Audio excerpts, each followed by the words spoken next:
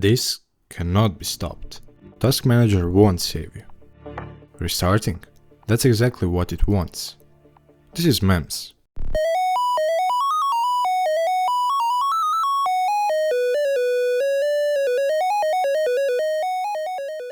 I rebuilt it from scratch to replace Windows with something far worse. You've never seen anything like this before. MEMZ is probably the most famous malware on the internet.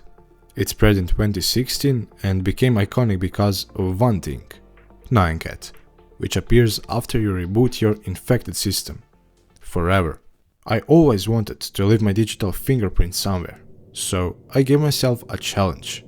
Recreate MEMZ from scratch, detect everything it does, and show you exactly how it works. I called it krynz. To understand MEMZ, you have to understand that it's not just one virus. It's a collection of payloads, each one more disruptive than the last. But before we get to the code, let me show you exactly what this thing does to your system. First, the psychological warfare. The code triggers random web searches, forcing the system to look up things like how to buy a new computer or what is a virus. It's designed to make the user feel like their PC has developed a mind of its own.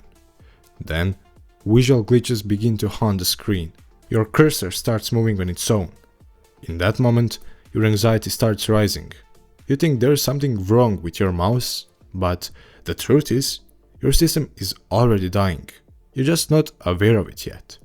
Soon, weird symbols and icons appear under the cursor. Error messages haunt the desktop, popping up with aggressive, jarring sounds to keep you on edge. But the most aggressive part is the GDI payload. The screen starts glitching and melting. It makes you feel like you're watching your bare hardware scream as it slowly loses its soul. At this point, most people would turn their system off immediately.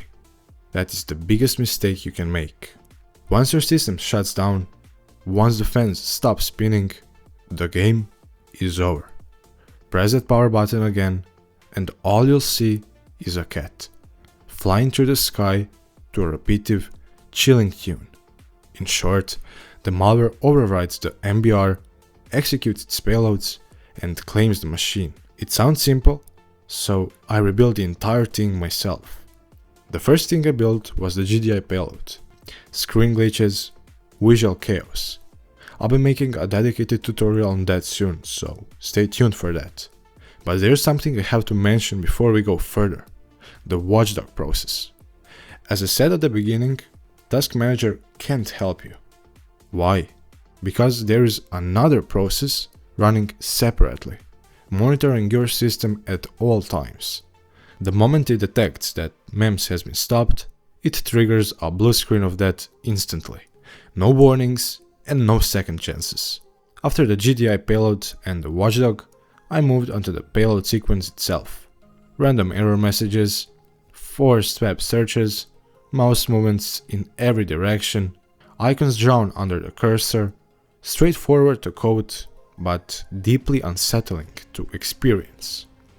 And now, the part that required everything I had. Programming a custom bootloader and writing the code that overwrites the MBR. I used my previous assembly knowledge for this. Not long ago, I attempted to write my own operating system, and I managed to build a bootloader that successfully loads the kernel. That experience made this possible. For the boot screen, I decided to build something so complex that it took me 17 hours straight just to make it work. Then I had to embed everything into a C++ file so I could finally compile the project and test it inside a virtual machine. It wasn't smooth. Wrong registers, memory corruption, data conflicts, the kind of low-level chaos that makes you question your sanity. But eventually, I got it working. At that point, the operating system was already dead, but I didn't want krynz to stop there. I wanted it to completely take over the machine and the user. So I wrote a custom bootloader with a playable Tetris game running directly in FGA mode. It appears immediately after typing animation containing my own signature.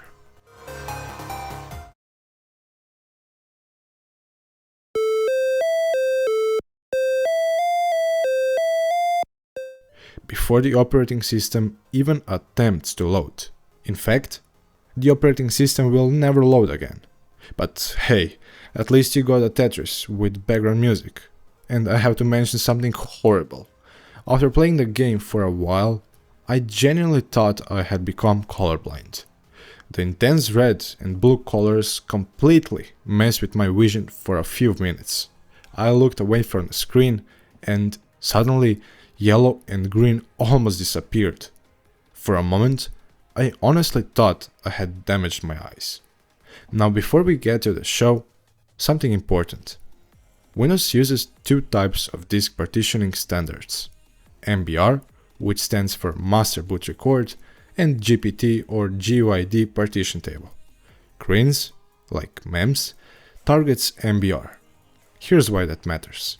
The MBR is the first sector of your disk, the first thing your computer executes after BIOS. Overwrite it and Windows never boots again. It contains 446 bytes of bootloader code that tells your BIOS how to start the system. Then comes the partition table, 64 bytes, supporting exactly 4 partitions, because each entry is 16 bytes. And at the very end, 2 bytes, or the boot signature, 0x55AA. That's 512 bytes total. And here's the part that fascinates me. You can have all 510 bytes written perfectly, but if those last 2 bytes don't contain the exact signature, the entire system refuses to boot. One wrong byte. That's all it takes. That's why I enjoy this, because at this level, every single bit matters. Okay, you've seen the code, you've seen the technical details. Now the time has come. We sacrifice a Windows 10 installation. As I launch krynz.exe, the show begins. I won't say anything more from here. You learned enough. Before I go, the full source code will be on my GitHub. Link is in the description. And if you're new here, subscribe, because there's a lot more coming. Now sit back and enjoy the show we just made. Goodbye.